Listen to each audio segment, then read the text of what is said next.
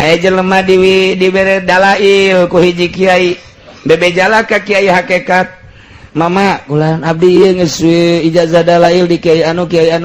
haju kuari dibaca bae ku abdi asana teu ngarenahan ulah dibaca ku sia ulah cak mama ulah ini cenah geus ijazah makana ijazahna ijazah wajib kajeut ijazah wajib tinggalkeun edan sia maca dalail teh lain nikmat malah puyeng atuh tinggalkeun haju kudu baca Allahumma sholli ala sayyidina Muhammad wa ala alihi eta bae sia mah lantaran percaya aja kiai hakikat tinggalkanlah dalail kuari dibaca Allahumma sholli ala sayyidina Muhammad wa ala ali sayyidina Muhammad Allahumma sholli ala sayyidina Muhammad wa ala ali sayyidina Muhammad nanya deui ka guruna ka guru hakikat teh anu dianggap hebat kiai maca Allahumma sholli ala sayyidina Muhammad wa ala ali sabaraha ulah loba 7 bae sitik amat cik hayang keneh dia 11 kiai hayang keneh 40 hiji kiai hayang kena enggeus edan sia ke edan Allahumma sholli teu bagus. Assalamualaikum waalaikumsalam kiai cenah ieu kaganggu kunaon tadina ieu ngawirid waqiah oh mabok waqiah pajore eta jelema mabok waqiah ieu ge jore mabok dalail masa mabok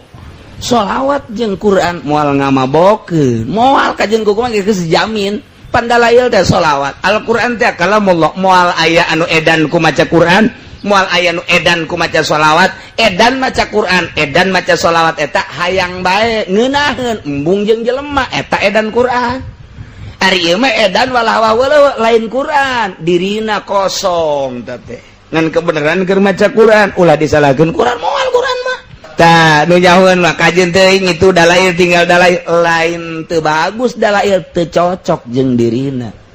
begitu dibaca Allahumma sholli ala sayyidina Muhammad wa ala sayyidina Muhammad encan kebel macana teu kebel bebeja kiai ku ngeunaheun teh awak hararampang atuh pasti hampang nya macan nangan 7 heuh sebab diri siapa caru aya maca dalail mah kudu kontinu poe Jumat poe Sabtu poe Minggu bang awas ya dikutuk ku sahibud dalail mun teu dibaca awas saja lemah nu geus ngabiasakeun maca mantak aya 2 tahap dalail teh mun teu dibaca eta lah didoakeun bakalna kadeleuna walah wahweuleuh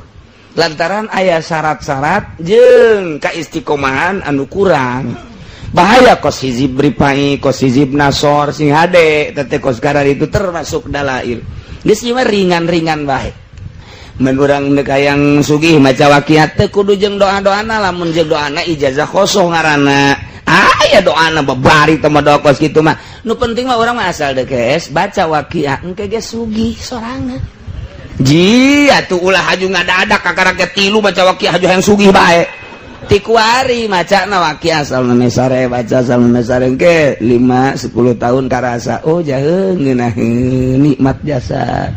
mantep mun dagang maju dagangna mun tani maju tanina atawa urang kumaha ge dijamin bae geus ku Allah eta urang teh istiqomahna nah ieu wirid sholawat nu mana nu ngeunaheun ka urang ketika urang ngeunaheun di dinyalah aya keunggulan geus ieu awak urang wadah masjid wadah gunung-gunung itu wadah waktu ge wadah wiridan ge wadah kamulyaan jeung darajat urang di mana urang keur pasna eta di dinya keur dibere kanikmatan urang ayeuna wirid kapasrahan urang ka Allah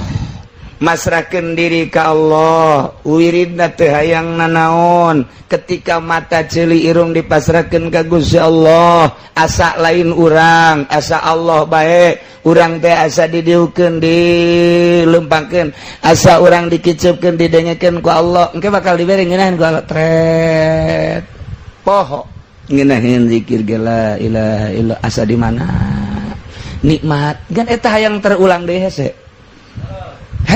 kapasrahan urang nu pol di nolkeun sama sekali nolkeun diri urang teu sambarangan